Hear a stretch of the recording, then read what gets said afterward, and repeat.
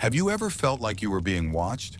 While deep in the forest, far from the reach of civilization?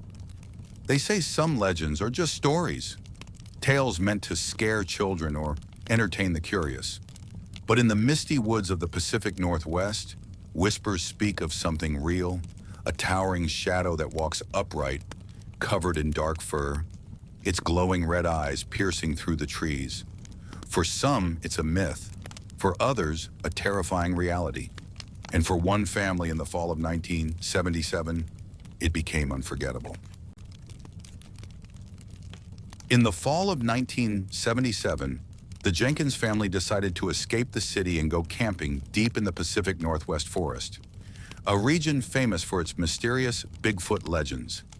For years they'd heard the rumors, but no one in the family truly believed in such mythical creatures. That was all about to change on one autumn night they would never forget. That afternoon, as the sun slowly dipped behind the trees, casting soft golden light on the dewy leaves, the Jenkins family gathered around their campfire. The aroma of the stew Sarah was cooking floated through the air, mingling with the sound of the children's laughter.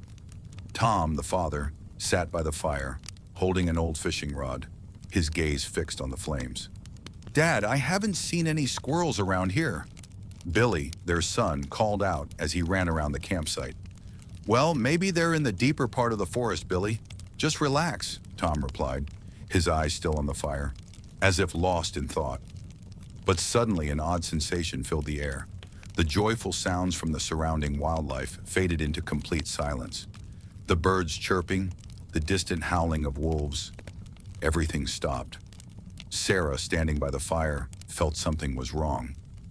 "Tom, do you feel that?"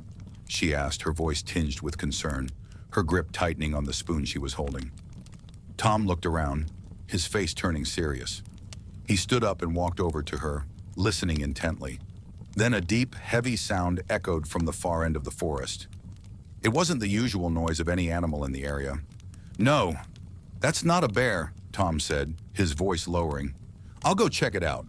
He walked into the forest, flashlight in hand, the dim light barely cutting through the growing darkness. As he ventured deeper, the trees grew thicker, and shadows engulfed the forest floor. Sarah stayed behind, watching anxiously, not daring to call out. A creeping sense of dread swept over her. The children fell silent, sensing the tension in the air. Everyone stopped what they were doing and looked at Tom. Venturing further into the woods, Tom halted suddenly. A cold shiver ran down his spine. He felt as if something was watching him. He swallowed hard, his heart pounding. Then through the dense trees, he saw it. A massive shadow standing still. His heart skipped a beat. The creature was nearly 10 feet tall, covered in thick, dark fur.